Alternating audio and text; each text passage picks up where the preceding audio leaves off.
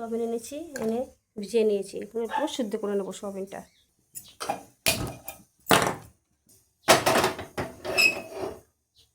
প্রেসারে আমি আলু সিদ্ধ বসিয়েছি। আলু সিদ্ধ করে সোয়াবিন দিয়ে ঝোল করব। আর দিয়েছি কাঁচকলা, কাঁচকলা মাখা করব। আমি সোয়াবিনটা ধুয়ে নিয়েছি, হলুদ দিয়ে দিয়েছি। এখন লবণ দিয়ে হলুদ লবণ মেখে রাখবো।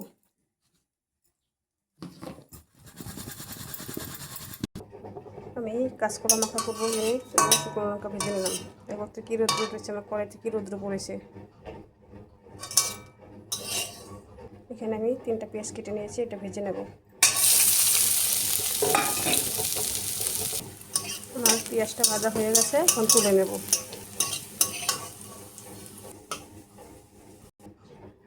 তেলের উপরে আর অল্প তেল দিয়ে দেবো।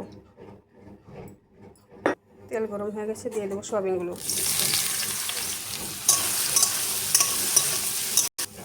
সোয়াবিনগুলো ভাজা হয়ে গেছে, এখন তুলে নেব। ভেজে নেব কয়েকটা পাঁপড়। পাঁপড় ভাজা হয়ে গেছে, এখন এটা তুলে নেব। ফোড়নে দেবো গোটা জিরে আরও শুকনো তেজপাতা। শুকনো লঙ্কাতে না ভুলে যাই আমি। এখানে আমি কেটে নিয়েছি পেঁয়াজ, লঙ্কা আর টমেটো। প্রথমে পেঁয়াজ লঙ্কাটা ভেজে নেব।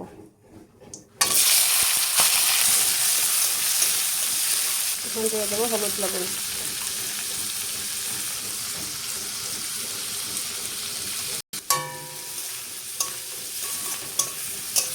আমি যে আলুটা সিদ্ধ করে নিয়েছিলাম এটা দিয়ে দেবো।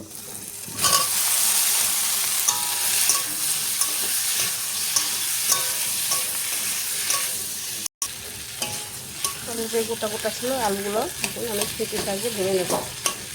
একটু মশলা নিয়েছি, জিরে গুঁড়ো আরও লঙ্কা গুঁড়ো। এখন জলটা ভিজিয়ে নেব। এখন আমি মশলাটা দিয়ে দেবো।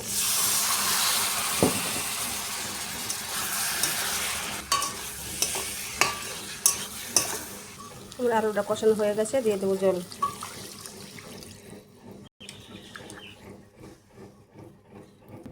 আমি কলাটা সিদ্ধ করে রেখেছিলাম, এটা খোসা ছাড়িয়ে নিয়েছি। এখন এটা মাখা করবো। লঙ্কা ঝুললে তো হাত ঝুলবেই আজকে।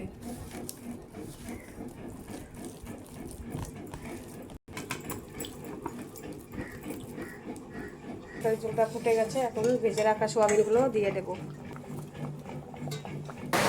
আরও সোয়াবিনের তরকারি হয়ে গেছে, এখন নামিয়ে নেব। আমি তরকারিটা নামিয়ে নিয়েছি। আজকের আলু ফুলকপি আলু সোয়াবিনের ঝোলটা এরকম হয়েছে, অবশ্যই তোমরা কমেন্ট করে জানাবে। লাস্টেরটা হয়তো ভালো করে শোনা যাবে না, বৃষ্টি পড়ছে। আর কাঁচা কলা মাখাটা সেই টেস্ট হয়েছে।